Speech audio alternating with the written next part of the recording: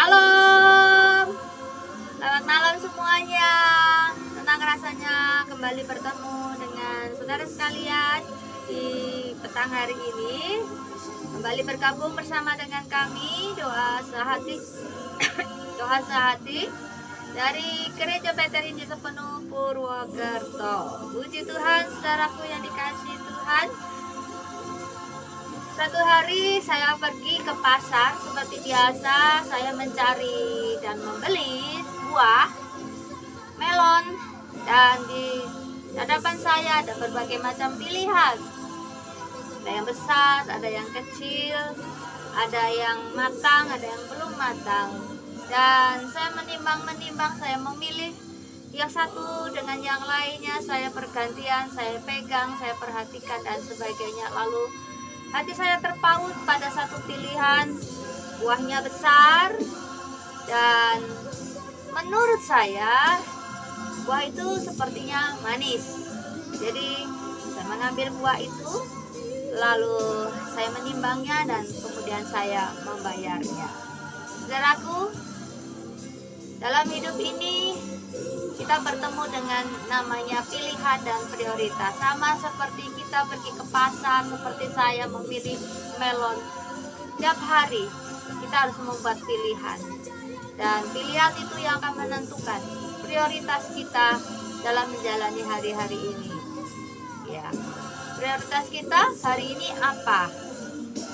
Kalau Yesus yang terbesar di dalam hidupmu, maka engkau akan memilih bagianmu yang terbaik, sama seperti Marta memilih bagian yang terbaik dengan duduk di bawah kaki Tuhan, dan dia memilih untuk berdiri untuk duduk dekat dengan Tuhan Yesus, mendengarkan dia berfirman, mendengarkan dia berbicara, mendengarkan dia memberi nasihat, mengajarkan kepada Marta akan kebenaran. Nah, rindukah kita seperti Marta ini, seperti Maria ini yang rindu untuk dekat tinggal dengan Tuhan? Saya salah ngomong, harusnya Maria ya. Oke, saudaraku yang dikasihi Tuhan, maafkan saya. Saya mau berkata bahwa Yesus adalah yang terbesar dalam hidupku dan di dalam hidupmu. Ketika kita menempatkan dia pada posisi yang sebenarnya dalam hidup ini, kita memuliakan dia, kita mengagungkan dia, dan kita menjadikan dia raja dalam hidup kita. Dia yang bertindak, dia yang memerintah, dia yang berdaulat.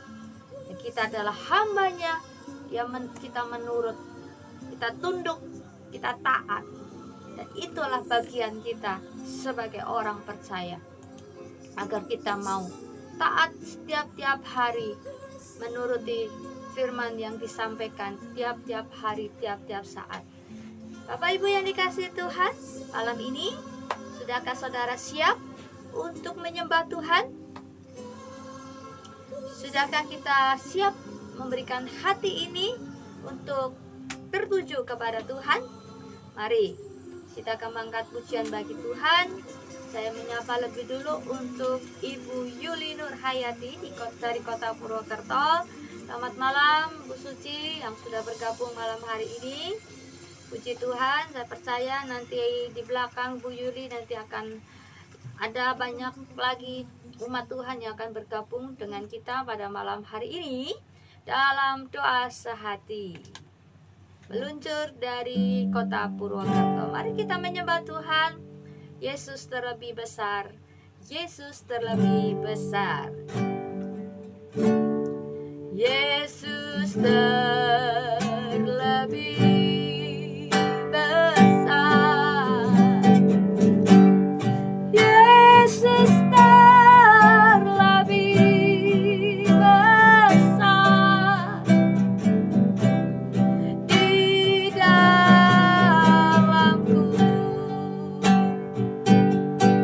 di dalammu,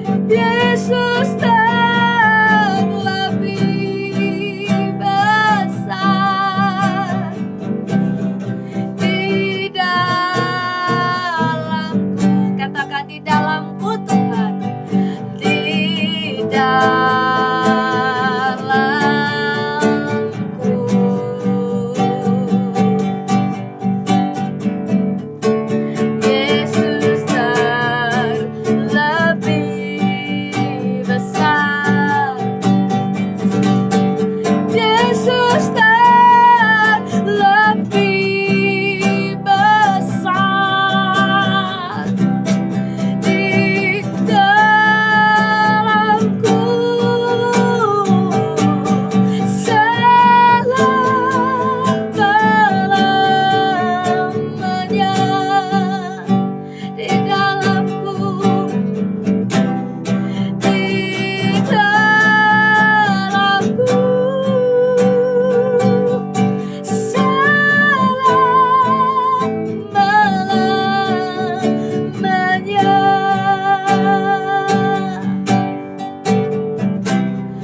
di dalamku, selama-lamanya.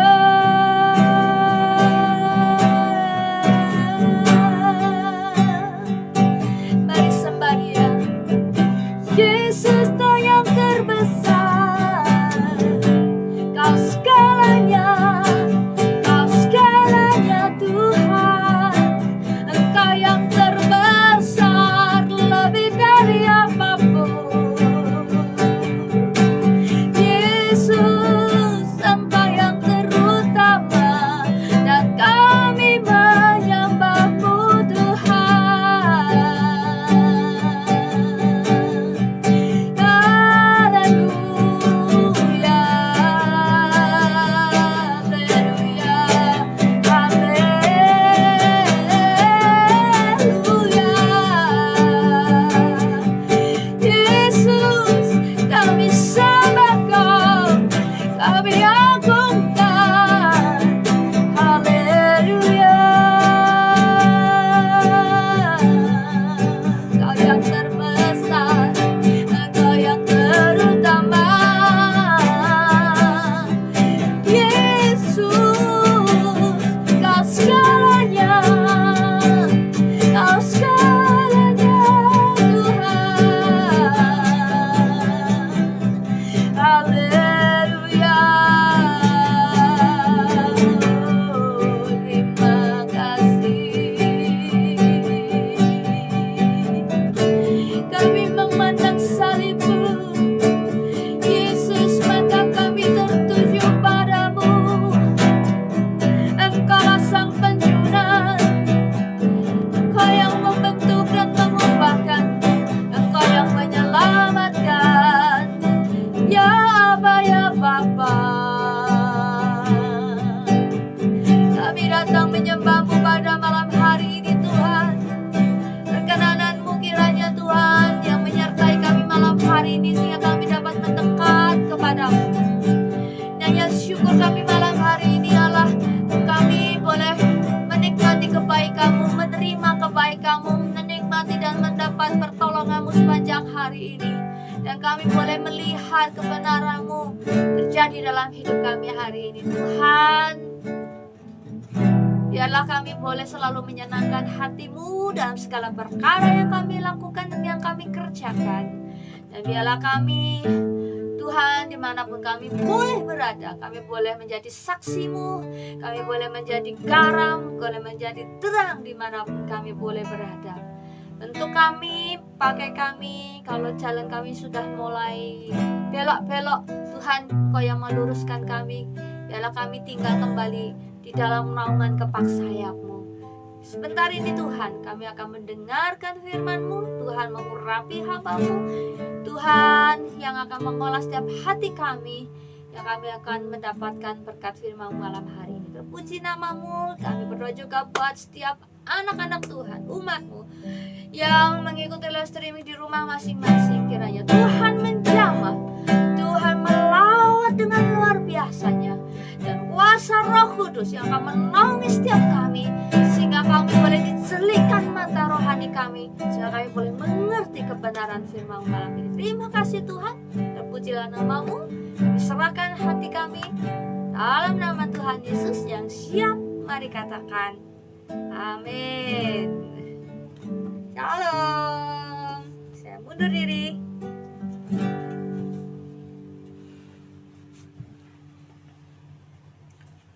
Shalom semuanya, selamat malam, jumpa lagi bersama dengan kami.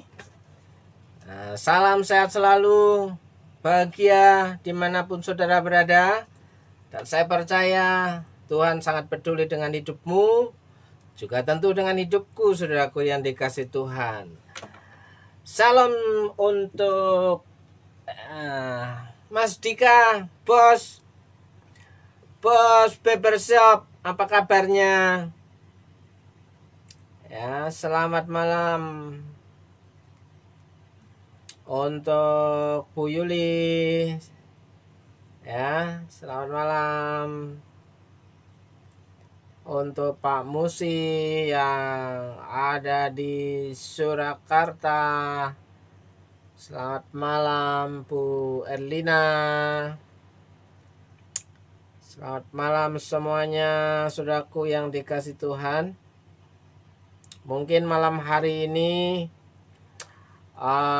cuaca agak-agak kurang bersahabat, karena sebentar panas, sebentar hujan, sebentar panas, sebentar hujan.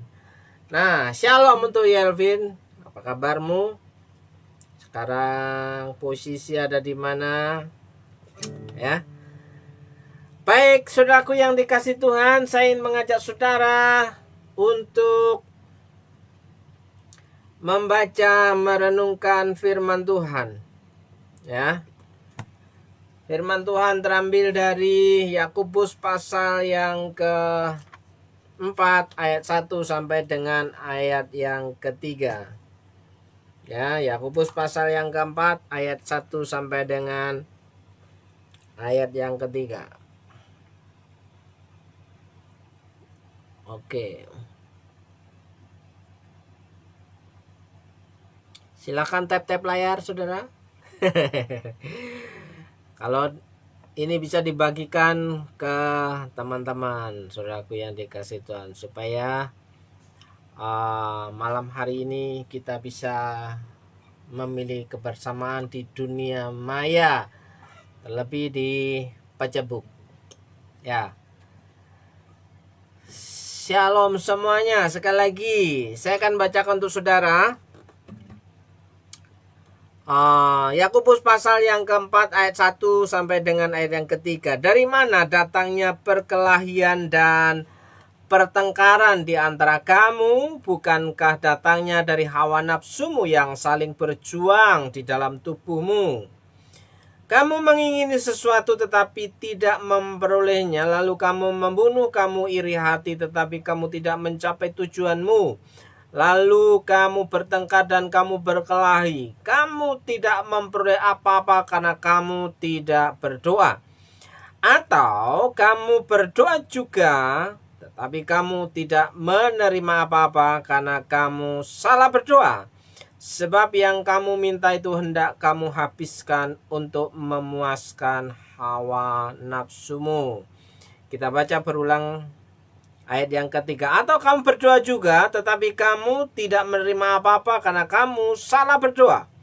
Sebab yang kamu minta itu hendak kamu habiskan untuk memuaskan hawa nafsumu. Saudaraku yang dikasih Tuhan, izin bertanya, apakah saudara masih senang berdoa? Ya. Apakah kita masih setia dalam doa kita tiap-tiap hari, atau hanya sekedar rutinitas kita dalam menjalankan hari-hari, kalau nggak berdoa kurang sreg begitu? Ya. Nah, saudaraku yang dikasih Tuhan,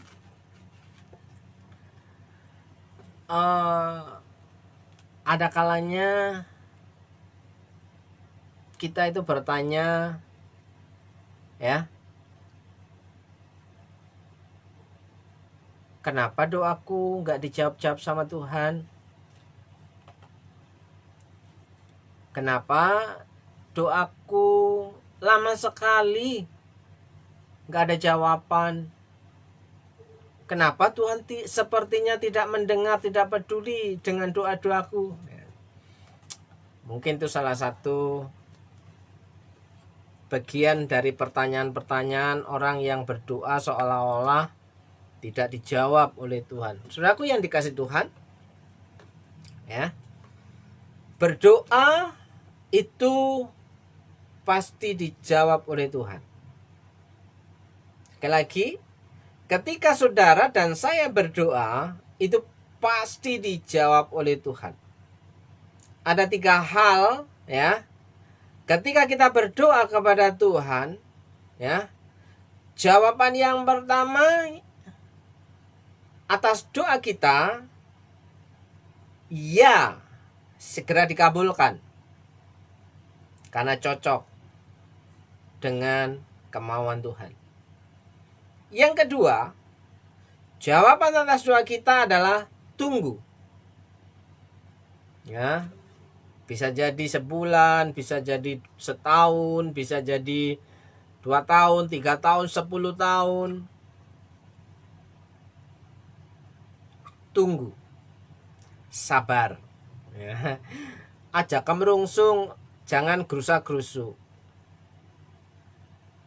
Artinya apa yang kita minta belum waktunya untuk dikabulkan. Dan yang ketiga, jawaban atas doa kita adalah tidak. Tidak. Tidak itu artinya doa kita, permintaan kita ditolak oleh Tuhan. Itu adalah jawaban.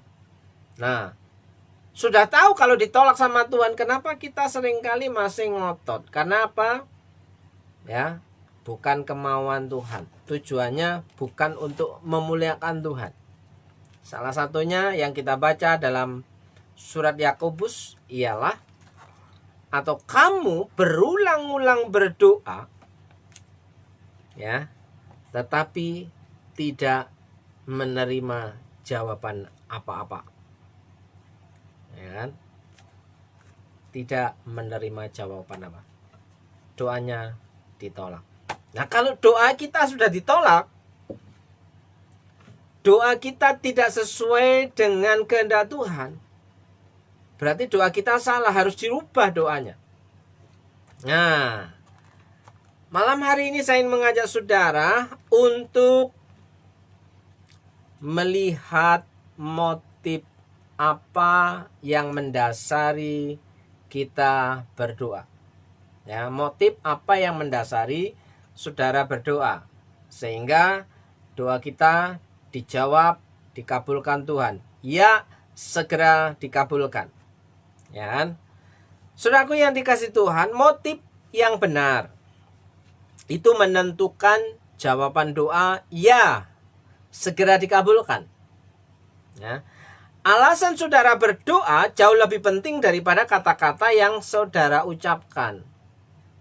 Alasan saudara berdoa, motif daripada saudara berdoa itu jauh lebih penting daripada kata-kata yang saudara ucapkan atau seberapa sering saudara berdoa meminta berulang-ulang kepada Tuhan.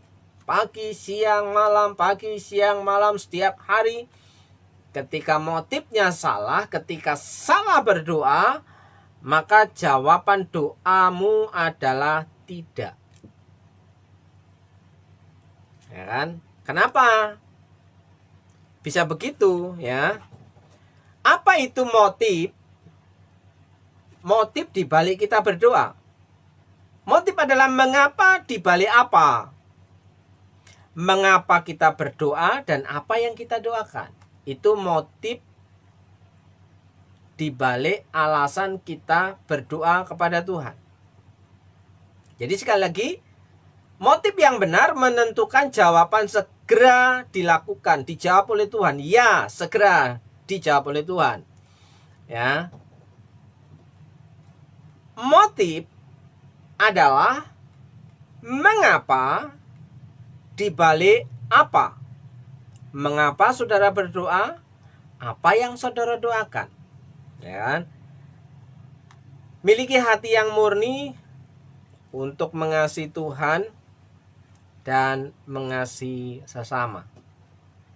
Apakah doa kita ini memiliki unsur, apakah kita dalam berdoa kita yang kita minta itu unsurnya, motifnya mengasihi Tuhan dan mengasihi sesama, yang memenuhi hukum kasih. Kasihlah Tuhan Allahmu dengan segenap hatimu, segenap pikiranmu, segenap jiwamu, segenap kekuatanmu, segenap akal budimu, ya, dan kasihlah sesamamu manusia seperti dirimu sendiri. Nah, saudaraku yang dikasih Tuhan, jadi ada unsur ketika kita berdoa meminta kepada Tuhan, kita mengasihi Tuhan dan mengasihi sesama. Nah, di sisi lain, ya, keegoisan tidak dapat diterima. Keegoisan, orang yang egois, doanya tidak akan diterima, tidak akan dijawab, tidak akan dikerjakan oleh Tuhan, tidak akan dikabulkan. Ya, orang yang berdoa karena balas dendam, marah, tidak dapat diterima. Orang yang berdoa karena manipulasi dan menguasai orang lain, tidak dapat diterima. Orang yang berdoa dengan motif cemburu, kalau dia punya, saya juga bisa, tidak dapat diterima. Orang yang berdoa karena kesombongan, tidak dapat diterima. Dan orang yang berdoa untuk memenangkan undian, itu juga tidak diterima, ditolak oleh Tuhan. Ya kan? Masa mau kocok undian, misalnya mau kocok undian berdoa, paling gampang ya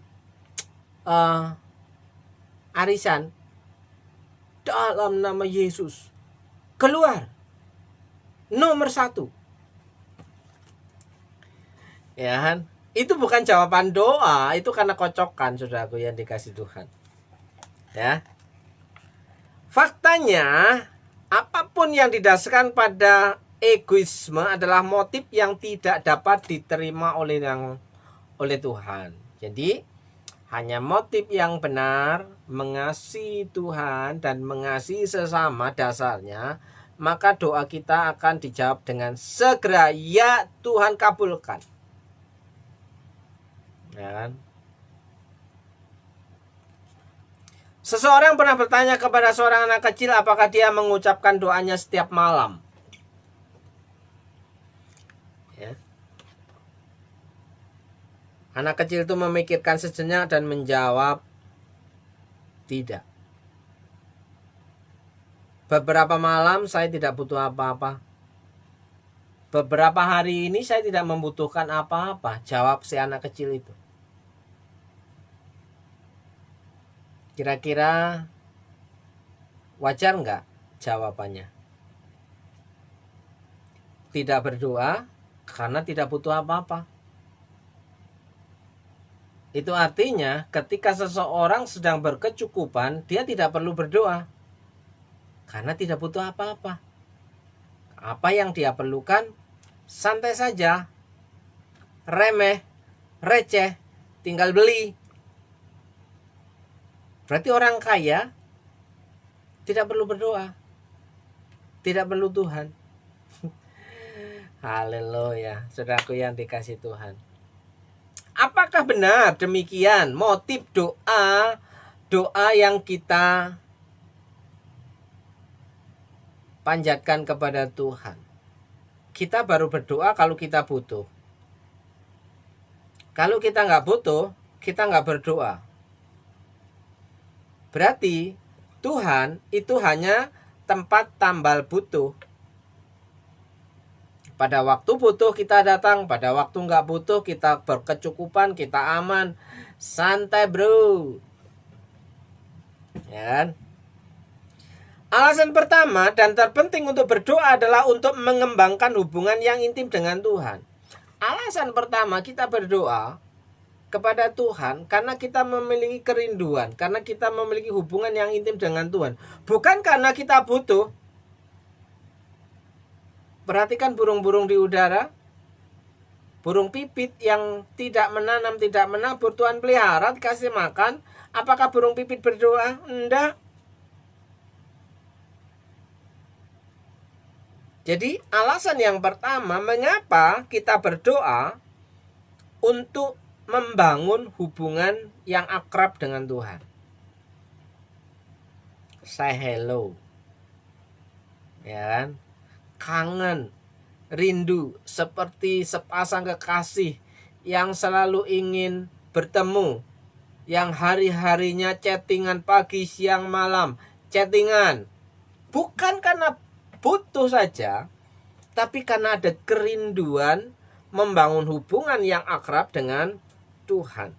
Ya, pikirkan tentang ini. Menurut saudara, berapa lama pernikahan saudara akan bertahan jika saudara hanya pulang ke rumah untuk bertemu pasangan saudara ketika saudara membutuhkan pakaian yang bersih, makanan yang enak, dan sedikit cinta.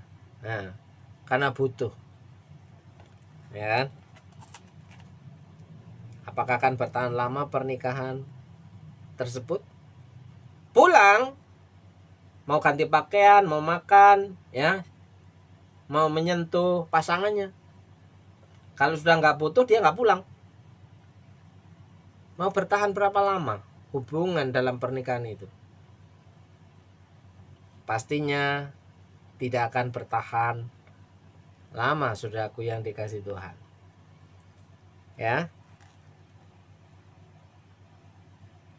Prinsip yang sama berlaku untuk doa-doa kita. Ya. Bahkan Yesus berkata, "Jikalau kamu tinggal di dalam aku dan firman-Ku tinggal di dalam kamu, mintalah apa saja yang kamu kehendaki dan kamu akan menerima." Mintalah apa saja yang kamu kehendaki. Masalahnya yang kita kehendaki, yang kamu kehendaki, itu untuk kepentingan Tuhan dan sesama, atau untuk memuaskan hasratmu, kesenanganmu, kepentinganmu sendiri. Ya, kalau dalam bahasa Inggrisnya on your passion. Ya kan? Hanya untuk memuaskan kesenangannya sendiri, hobinya sendiri, kesenangannya sendiri, kepentingannya sendiri. Ya kan? Tapi di sini, jikalau kamu tinggal di dalam aku dan firman-Ku tinggal di dalam kamu. Ya, ketika saudara berfokus pada tinggal di dalam Kristus dan firman-Nya, saudara akan mendapatkan jawaban atas permintaan saudara, ya, segera terjadi. Salah satu contoh, saudaraku, ketika saya meminta, ya, berkat Tuhan berupa sejumlah uang untuk kepentingan pribadi, kesenangan sendiri, untuk memuaskan hasrat, ingin beli ini, ingin beli itu, saudaraku, ya, Tuhan tidak kasih itu. Tapi ketika kami berdoa untuk memberi bantuan sosial untuk para tukang beca dalam jangka waktu, ya, yang terlalu pendek, sejumlah nominal bisa terkumpul dan bahkan surplus, saudaraku yang dikasih Tuhan. Jawaban untuk kepentingan Tuhan dan untuk kepentingan sesama, Tuhan segera menjawab ya. Tapi jika hanya untuk memuaskan hasrat, hobi, kesenangan kita, jawabannya tidak. Atau lebih enak didengar, tunggu. Ya kan, saudaraku yang dikasih Tuhan. Bahkan Yakobus menulis, aku atau kamu berdoa juga tetapi kamu tidak menerima apa-apa karena kamu salah berdoa. Ternyata banyak orang Kristen itu salah berdoa. Dia pikir kalau sudah dalam nama Yesus, doanya langsung dijawab segera. Ya. Dalam nama Yesus, langsung celing, Tuhan kabulkan. Ya kan?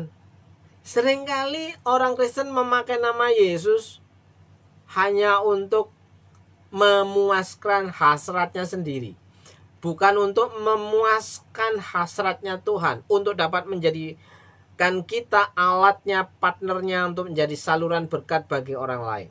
Kalau tujuan dalam permintaan doa kita untuk memberkati orang lain, saudaraku, ya, otomatis kebutuhanmu Tuhan jawab juga.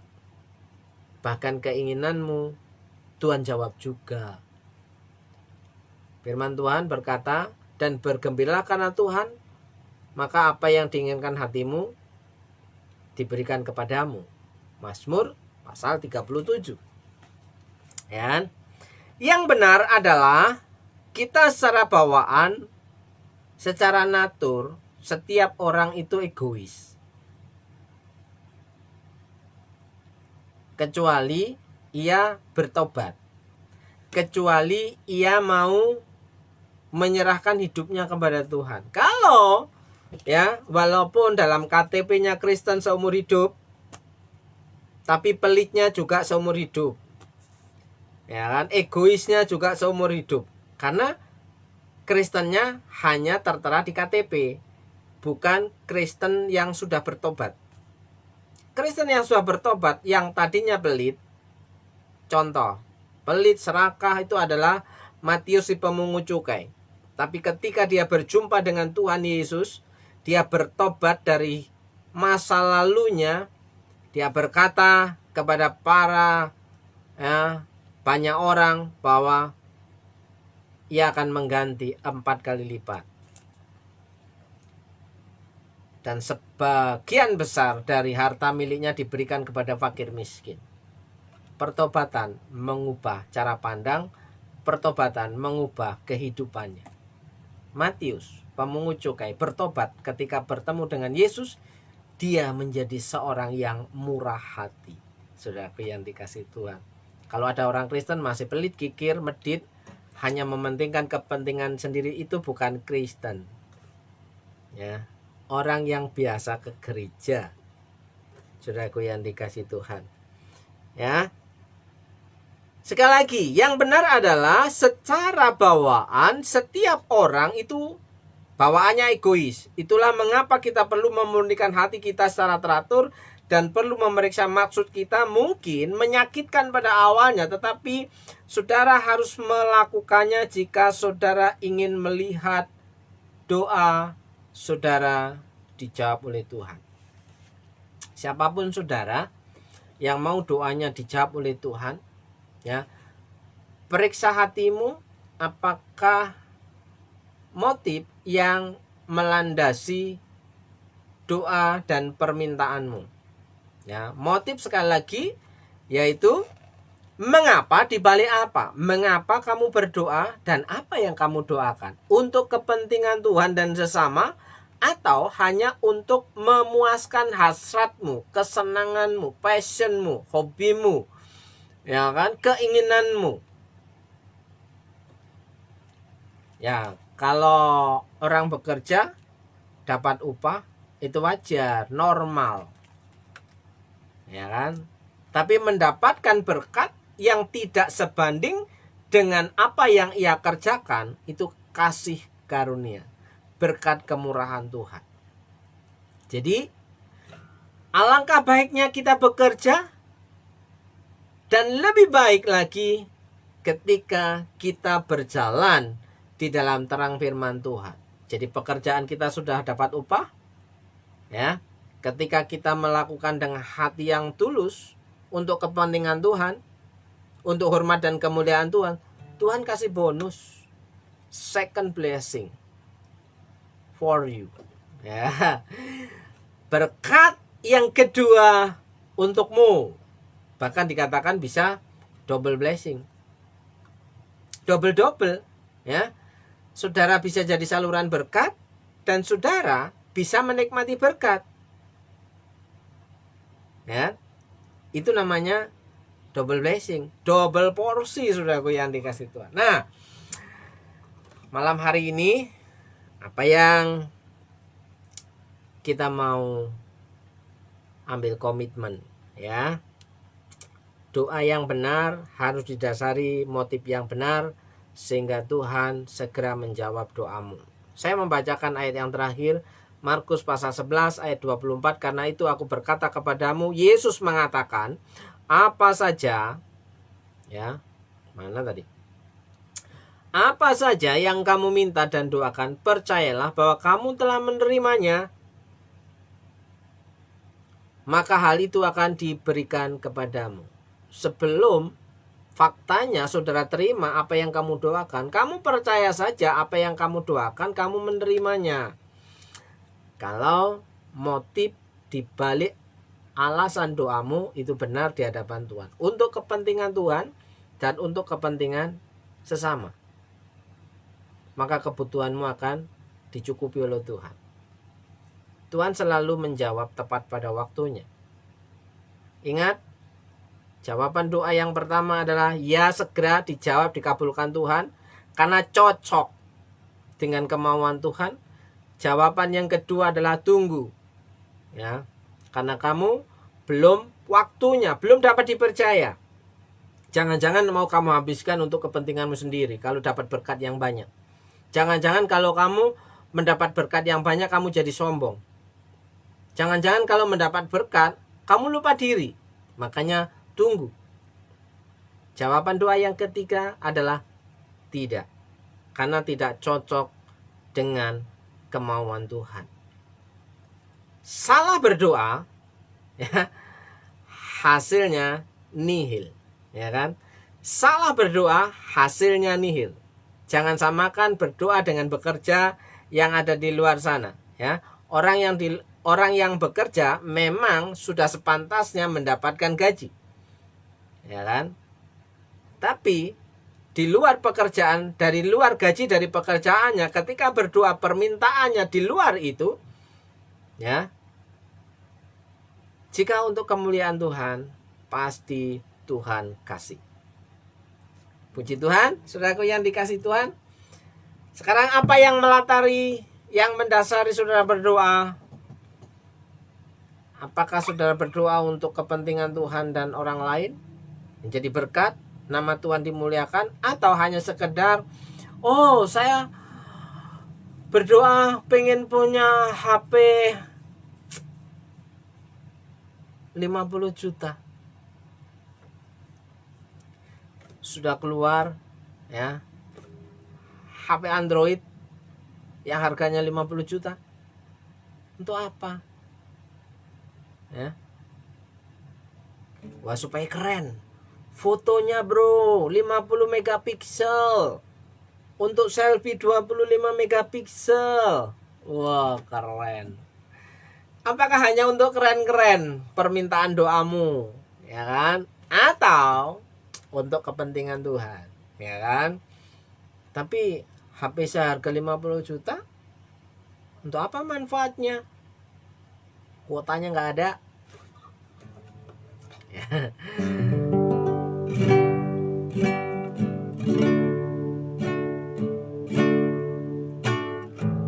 Saudaraku yang dikasih Tuhan, saya percaya apa yang menjadi pemahamanmu hari ini mungkin saja berbeda dengan apa yang dibahas hari ini.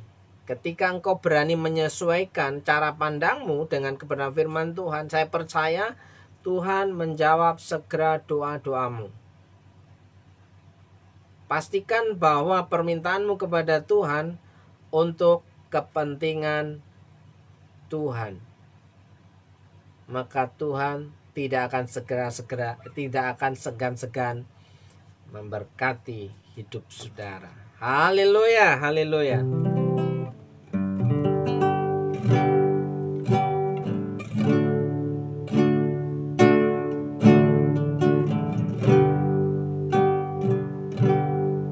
Terima kasih Tuhan, malam hari ini kami berdoa untuk saudara-saudaraku semua yang sudah bergabung dalam acara doa sehati. Siapapun saudara, ya, datanglah kepada Tuhan dengan hati yang murni, hati yang jujur, ya, dengan hati yang tulus, dengan hati yang penuh dengan kerinduan untuk menyenangkan hati Tuhan, maka doamu akan selaras dengan kebenaran firman Tuhan. Doa-doamu seiring waktu akan sama seperti firman yang kau renungkan. Maka Tuhan menjawab doamu segera. Dalam berkat nama Yesus berdoa untuk Bu Yuli, ya. Berdoa untuk Yelvin Sanaunu. Berdoa untuk Bu Elina.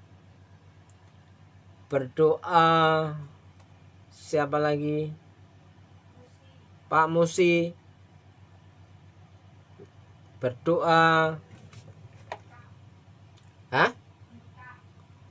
untuk Mas Dika. Berdoa untuk Koko Andi. Apa yang menjadi pergumulanmu hari ini, serahkan kepada Tuhan. Jika engkau hari ini mengalami kelemahan tubuh, Tuhan jamah pulihkan kesehatanmu. Jika engkau sedang bergumul dengan pekerjaanmu, Tuhan pasti tolong dan memberikan jalan keluar. Berkat keberuntungan menjadi bagianmu. Jika engkau bermasalah dalam pekerjaanmu, Tuhan pulihkan hidupmu. Dalam berkat nama Yesus, berkat-berkat yang baru diperintahkan Tuhan mendatangi kehidupanmu, dan berkat yang tidak lazim Tuhan nyatakan dalam hidupmu ketika engkau menjadi orang yang tetap setia di hadapan Tuhan untuk melakukan misi kerajaan Allah di bumi. Dalam berkat nama Yesus, saudara yang percaya bahwa tanggung jawab yang baru, berkat yang baru Tuhan sudah sediakan. Dalam berkat nama Yesus, saudara yang percaya katakan amin. Amin. Shalom semuanya. Jumpa lagi di waktu yang sama. Tuhan Yesus memberkati saudara. Shalom.